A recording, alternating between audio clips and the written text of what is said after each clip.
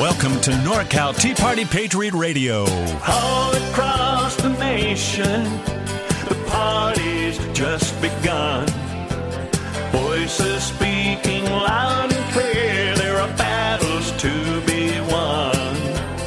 Gathered here to reunite, join the revolution, 'cause we are strong and we're standing tall, upholding the Constitution. We the people say. And now the host of We the People, NorCal Tea Party Patriots Radio, is Ginny Rapini. Ginny is the coordinator of NorCal Tea Party Patriots and on the national board of the Tea Party Patriots.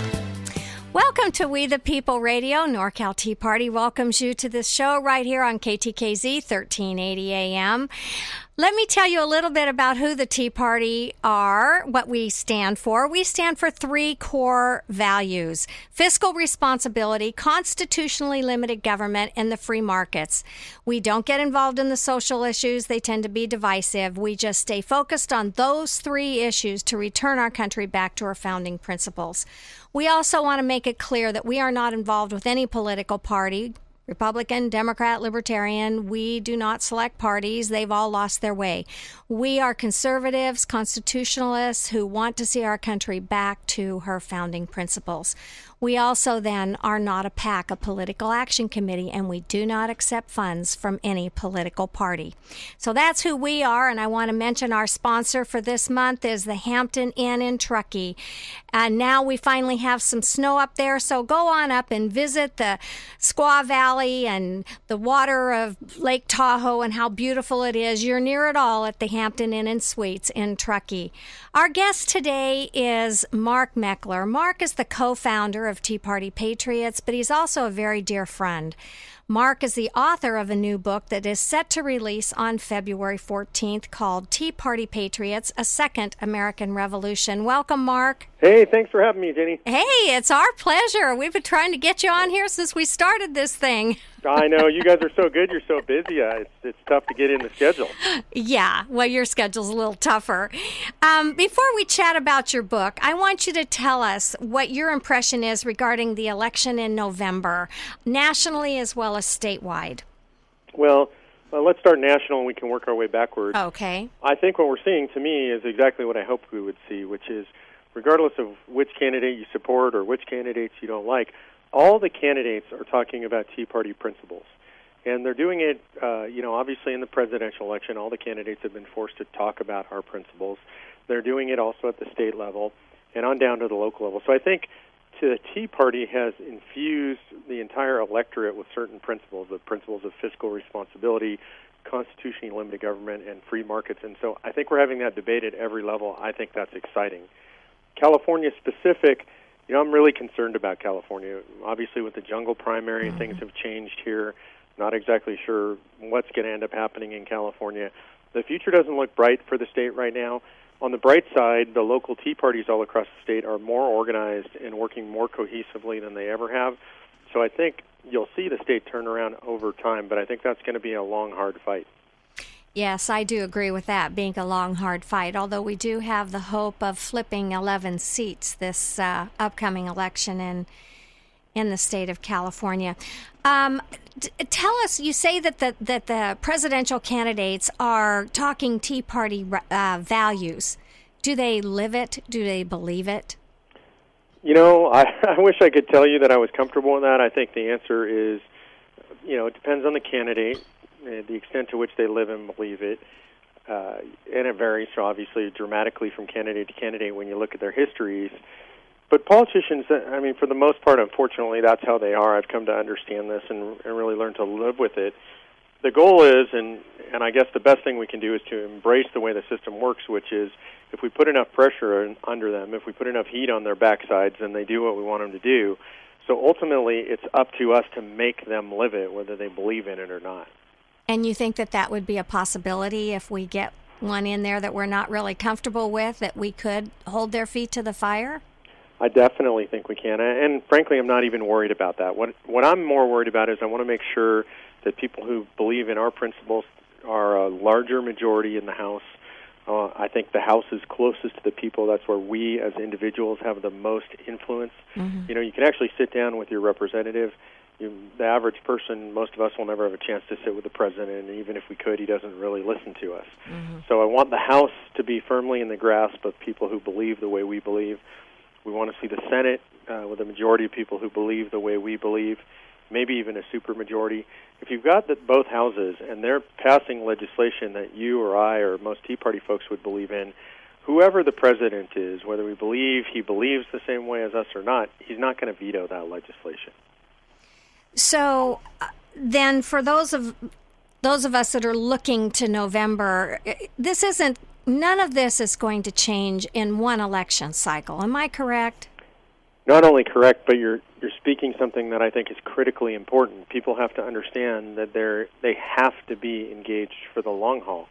This is really critical because part of the problem that we have in this country is that a lot of folks, including myself, have gone out, we voted, and we thought that's all we are obligated to do. And while it may be all that we're quote-unquote obligated to do, the founders expected much more of us. They expected engaged, educated citizens who would keep the government in line. So that means not just during elections, it means between elections, and it means not just for one or two cycles, it means for our entire lives. You don't see this battle ever ending, do you? I don't think so. I mean, to me, it's the inherent battle that the founders were fighting. They were fighting a battle between people who believe in big, intrusive government, and that balance was taking place even at the founding. You have the folks who were more Jeffersonian, quote-unquote, who believed in a really limited government. You had the Hamiltonians who believed in this broad, sweeping government, though I have to say even Alexander Hamilton would be embarrassed by what a big government is today. What would you consider a victory for us nationally?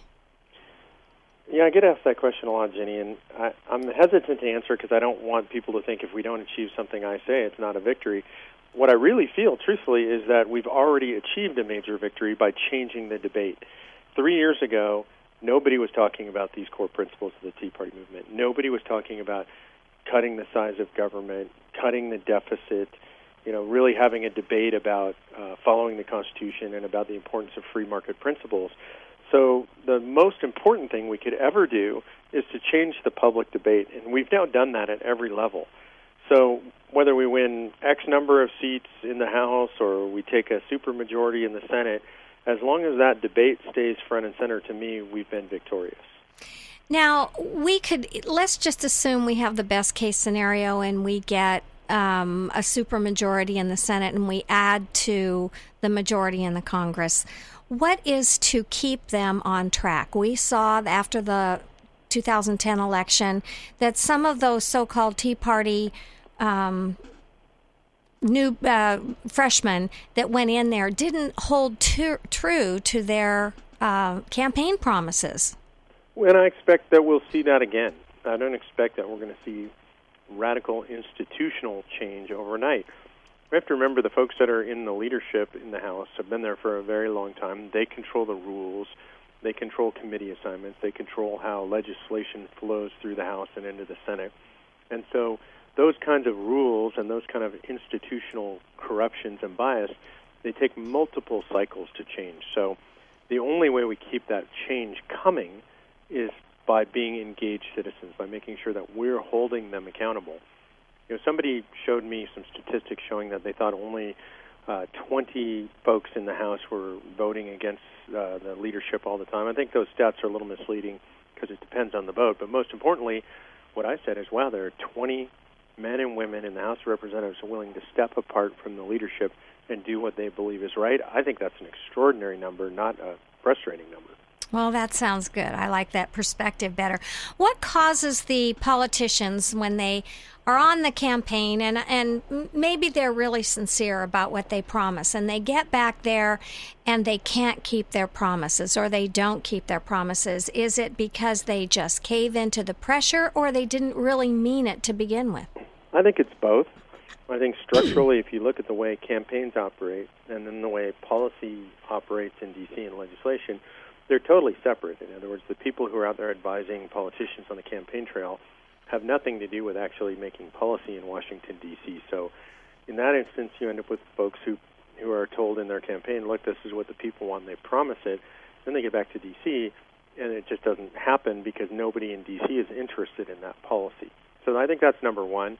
Number two, and not necessarily in this order of importance, but the institutions in D.C. are designed to foster incumbency, and they're designed to foster the power of the ruling elite in D.C. They really have nothing to do with reflecting the will of the people. So even if you're a genuine reformer, if you're a guy like, for example, Tom McClintock here in California, he goes back there, and I've talked to him, he's taken more abuse from the Republican leadership than he took in 20 years from the Democrats in the California legislature. It is tough. Yeah, he's talked about that. So then with our next election coming up and all the Tea Party groups, especially California, sometimes California feels like we just really don't count in the national elections because we're a blue state, it's going to be blue. But what could we do right now as Californians to affect change across the country? And then I'll talk to you about our state. Well, I think, the main thing that we can do in California is, especially, if you're in a district where you just have an election that's not winnable, you haven't been engaged, you can go out and you can engage in elections in other districts around the state and around the country. It's important. There are going to be some important fights coming up around the country where I think all patriots should be engaged. For example, in Wisconsin, with Governor Walker there, who's done the right thing, who's really stood up for all the right reasons, there's probably going to be a huge recall fight. That's a place where I think, frankly, my personal opinion is anybody who's interested in freedom and in governors who are willing to do the right thing, they ought to stand up there and be engaged. So look for places where you can be engaged around the country that aren't necessarily your own state. We're citizens of this great nation. Well, obviously we're citizens of the state, but we're also national citizens as well. So being engaged nationally is important. At the same time, I encourage people, don't get overly invested in a single election, like the presidential election. There are a lot of things that matter. The presidential election is just one of them. So what do you mean by be engaged when it's involving a state outside of us? So, for example, there are all kinds of opportunities if you're interested. You think, for example, the Walker recall will be important. They'll have opportunities for people from out of state to actually phone bank. And there are computer systems that will allow you to sit in your home and dial, and whether it's Walker or an election in Florida or whatever interests you, there are ways to get engaged in those elections from your home in California. So that's one way. I actually know activists who are so serious about getting engaged in certain elections that they actually fly to that place and spend maybe the week before elections or a few days before elections walking precincts for candidates or on particular issues. That sounds interesting. How would you get that information? Just go to their website? Yeah, just go to the state or in the race you're interested in, go to the website, and they'll have volunteer forms and ways that you can get engaged. And trust me, these folks are always dying for volunteers. Oh, I bet they are. We die for volunteers just at the NorCal Tea Party. We're ready to head for a break for a minute, Mark. We want to welcome you to We the People Radio, NorCal Tea Party Radio, right here on KTKZ. We'll be right back with Mark Meckler.